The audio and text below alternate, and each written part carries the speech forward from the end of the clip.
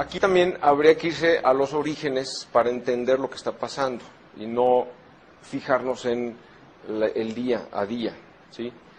Este colapso financiero y económico que estamos viendo es el resultado de dos fraudes inmensos que estamos pagando todos.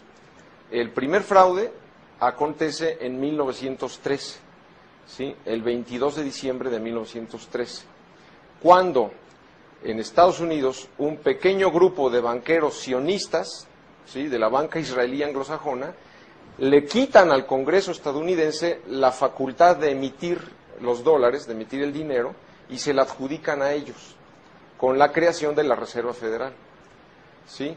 Y tan fraudulenta fue que esperaron a las Navidades, cuando el Congreso ya había suspendido sus sesiones, y dejaron que los congresistas que se oponían al acta de la Reserva Federal se fueran ya a partir el pavo a su casa, y se quedaran en Washington solamente los que estaban a favor, y con ellos, ¿sí?, en un día lo aprobó la Cámara Baja, y esa misma noche la pasaron al Senado y la aprobó. Todavía cuando se la presentaron al presidente Wilson para que la firmara y la publicara, dijo, pero ¿cómo? Si el Congreso está en receso, o sea, jamás se ha dado que se apruebe una ley estando el Congreso en receso.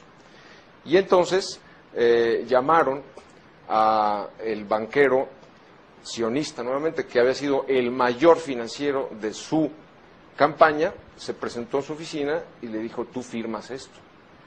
Y se dice que Wilson se fue a la tumba pocos años después con el gran pesar, incluso declarado públicamente, que lo que él firmó era el más grave perjuicio para el pueblo estadounidense, porque a partir de entonces la emisión del dinero se le quitó al Congreso y al Estado y se le dio a un pequeñito grupo privado que tiene la facultad de emitir irresponsablemente todo el billete que quiere y además pedirle intereses al gobierno de Estados Unidos por el dinero que le suministra y cargárselo al pueblo por los impuestos.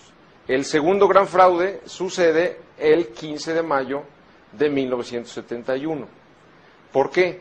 Porque cuando después de la Segunda Guerra Mundial se firman los acuerdos de Bretton Woods en 44, y entonces Estados Unidos, como vencedores de la guerra, le imponen al mundo su moneda como reserva, como moneda de reserva, ¿sí? Y entonces, a partir de entonces, para facilitar el comercio internacional, todos los países habrían de tener en sus bancos centrales dólares que a su vez respaldaran la divisa local.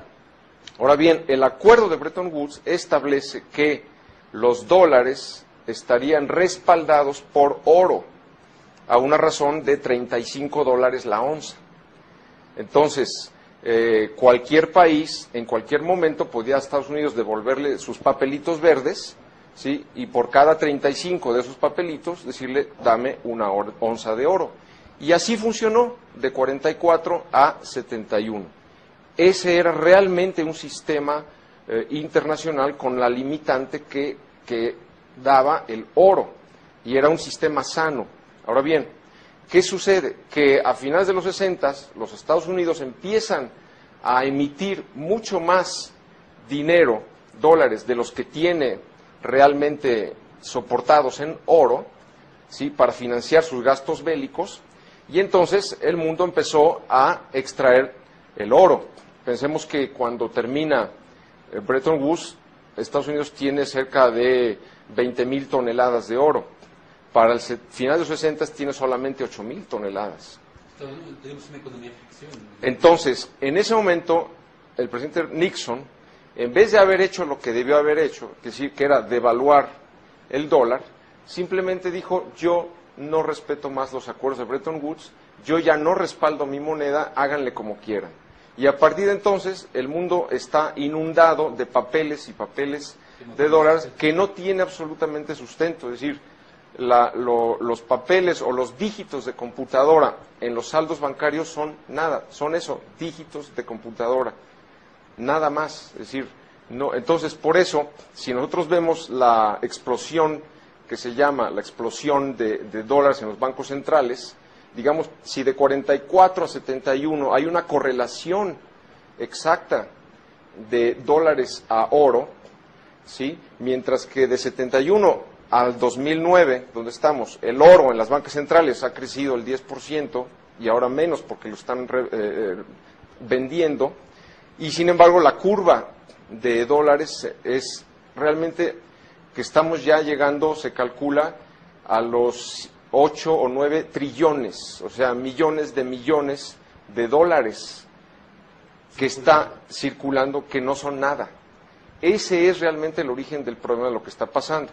Ahora bien, con dinero ficticio, que se crea sin ningún problema, lo acabamos de ver ahora con los rescates, inyectan 780,000 millones de dólares, 500,000 millones de dólares, porque no cuesta nada, o sea, es dinero, es crédito creado de la nada. Entonces, en ese sistema de banca fraccional que se llama, tú puedes hacer lo que quieras, puedes piramidar la deuda, puedes hacer derivados, puedes hacer cantidad de sofisticaciones financieras, con el agravante de que hasta 71, digamos que el 70% de la economía era economía productiva y solo el 30% eran circuitos financieros, y hoy día es a lo contrario. Hoy día el 70% de los circuitos financieros es pura especulación y el 30% es economía que se va muriendo precisamente por todo este fraude. Estamos en este momento, digamos, en la segunda fase de la crisis. La primera fue la crisis de los créditos chatarra, los subprimes.